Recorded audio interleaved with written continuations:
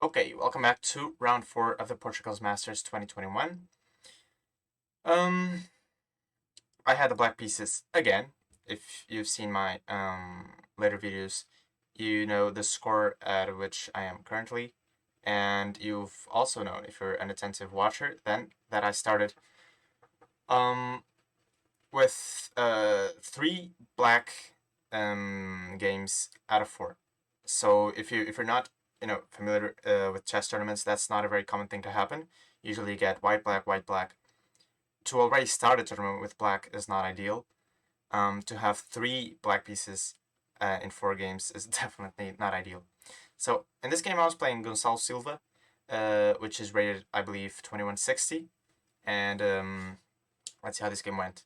So he started with e4, and I went for the Sicilian. Knight c3, d6, g3, and here it was basically clear we would have a closed Sicilian. Closed Sicilian when they go knight c3 instead of knight f3 and d4, which is the main approach. So this is a closed Sicilian, and I played it in a very normal way, fianchetting the bishop, f4, e6.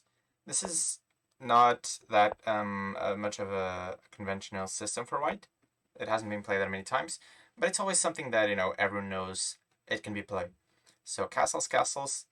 Now here h3 I believe was a little bit of a slow move because, well, if you wanted to go g4, which I believe is the idea of h3, then you could have went g4 immediately, and yeah, he could have just started with g4. He played h3, which gives me time, and as you all may know from previous games, time is of the essence. Here I played f5, which is an alright move. I like this move. The point is to meet g4. So in general, after g4, if we just go back a couple moves, when white goes g4, he wants to go f5 next. He wants to go for this typical break, blowing the whole position open, many times just sacrificing a pawn and getting compensation and attack for it. So f5 physically prevents g4, f5. With that said, g4 is still a move, still a perfectly normal move.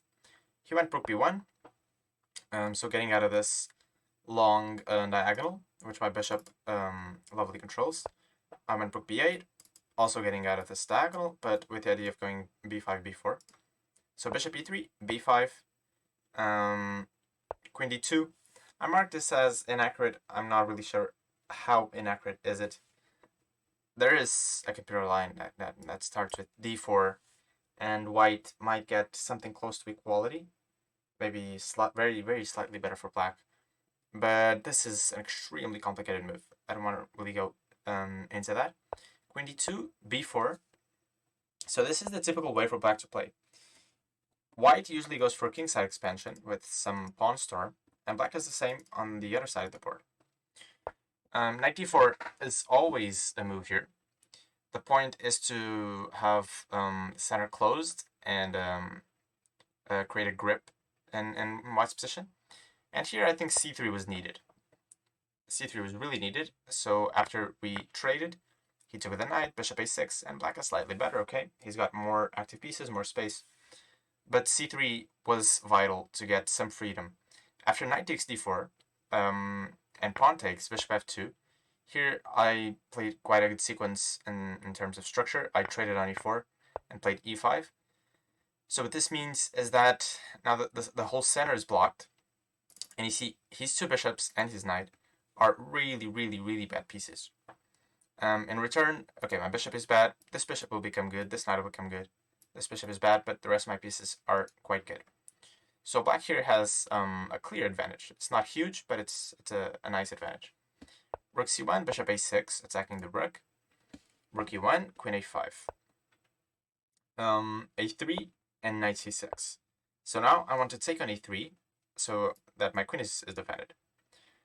He goes a takes b4, and I should have taken with the knight so as to prevent c3. So if he tries c3, which is, by the way, the only way he can get counterplay in this position, then I have knight d3 supported by my bishop, and this is a family fork. So he couldn't have played c3, and if you can't play c3, then it's very hard to actually make a move. I played queen takes, which directly allows c3. notice how I really don't want to trade here. Let me mark this as a mistake. Because after b takes, now I've opened up his bishop for free, also the queen. And what did I get in return, right? We also have to think if we're getting something when we trade, instead of just blindly trading. And I really didn't. So that's why I went queen b6. After rook a1, so he starts to get some activity. King h8. It's usually a nice idea to sidestep these uncovered diagonals when your king is on them. So king h8, b4. b4 is a good move. He's starting to try to create some play on the queen side. And here I played a couple of imprecise moves, starting with bishop c4. Okay, this is not that bad, but after queen c2, I should have just played bishop g8, which makes a whole lot of sense. Basically, the bishop is better in this diagonal than in this one. The bishop is just very, very, very nicely defended here. It's also a very aesthetically pleasing position with the king so well defended. But queen b5, this is an inaccuracy. It's basically in a calculation mistake. So after knight b2, bishop g8, bishop f1, I went queen b7, and I thought, okay, next I'm going to take here, and I'm going to win a pawn somehow. But he has this move b5, which again, I miscalculated. I thought after b5 I can just stick on c3. Notice that he cannot take back because then I go knight d4, and this is very close to winning for black. So he has to take on c6. I take on b2, trade, rook ab1, and yes, I have won a pawn. And I thought, well, this pawn is already on b2. This pawn is also passed. This should be just great for me. I thought this was great a bunch of moves ago, right? But then, when he played b5 on move 28, I started thinking, and I went, hold up, this whole sequence, in this position, this is not that clear. Even though I'm a pawn up, this one is dropping. He's also got a passed pawn, and this bishop can come here to support. This is really not that clear. And the computer sort of agrees with me. He only gives black a slight advantage here, I believe. Very close to equality. So I played the move knight d8, which, in my opinion, was a good decision to keep more playing in the game. Now he wants c4, knight e6. So I'm really, really looking forward to getting a grip in his position with knight c5, not allowing his pawns to advance.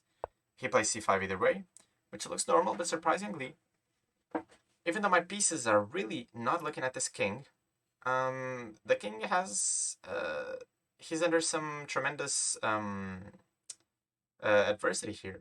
I go knight g5, and you see, I have simple threats that are really hard to stop, if not unstoppable. Knight f3 check with a fork is one. The other is illustrated after c6, which he played. Queen c8 would have been a really, really good move here. The point is that no matter what, I'm taking on h3. If he plays h4, I can go knight f3 check and then take on b5, which is a just beautiful move. Basically, if he loses these pawns, he loses his only trump in the position, and he cannot take my rook because there's mate on h3. So this would have been basically crushing. If he doesn't play h4, he's going to drop this pawn. And if he drops this pawn, then his king is really, really not happy. So queen c8 would have been a beautiful move. I played knight f3 check, which I marked as a blunder, but it still doesn't mean white is better by any means. King g2, now queen c8. And even though I don't have the knight here, bishop e6 to threaten this pawn. Again, it's a simple move, but it's really hard to defend against it. He played bishop e2, and I played knight takes c1. Again, bishop e6 would have been a very, very nice move. I played knight takes c1, bishop takes, and now bishop e6. He goes h4, bishop h3 check, king g1, rook f7. So I'm laterally defending this a7 pawn. Also, I'm preparing to double here with potential mating threats. Also, I'm preventing c7. So it's generally a good idea to make multi-purposeful moves. he goes queen c5 now. It's very much worth mentioning that I had around 3 minutes, maybe less, on the clock, and he had maybe 50 or 40, something like that. So a gigantic time advantage.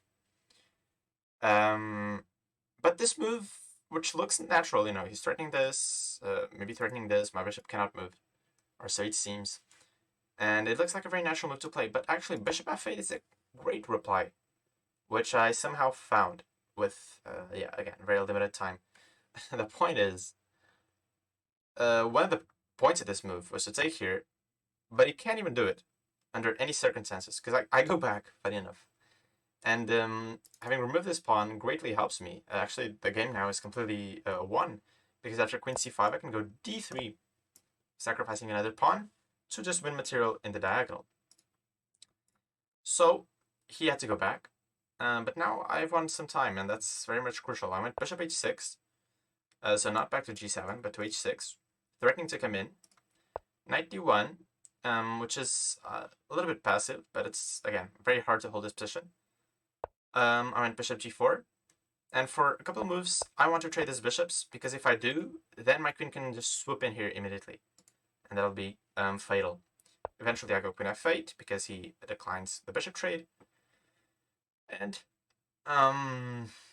okay, maybe I'll threaten this again. I have ideas here.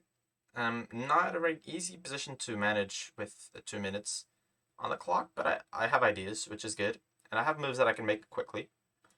But he goes c7. Here is really where he rushed too much.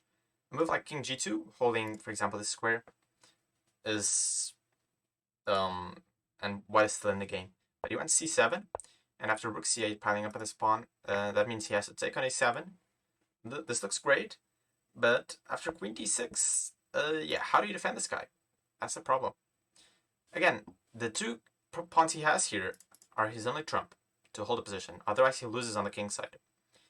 And if we trade this pawn for this, or for this one, then the other one becomes isolated, and it loses basically all of its strength. So how do you defend this one? Well, it turns out you can't. He went bishop a5, which would look like the only move, but this loses to a nice tactical shot, not too hard to spot at all. Be sure to pause the video if you want to find it. The move is d3. And no matter what, I will have a check in this diagonal, and then I'll pick up this rook. So he took the queen, then queen c5 check, king g2, king g2, and queen takes rook. And I finally got a breakthrough win. After 4 rounds at this tournament, I got my first win. The other ones were all losses, so I was on 1 out of 4 going into the 5th round. And yeah, this gave me basically what I needed to hold my own for the rest of the tournament. I'm very glad I didn't give up, and I continued fighting, and okay, eventually I got rewarded with this win, which, as you saw, was not easy at all. Plenty of mistakes were made by both sides. But yeah, eventually I got this win, and stay tuned to find out how I progress the tournament on the 5th round. That's all for today, guys, and peace out.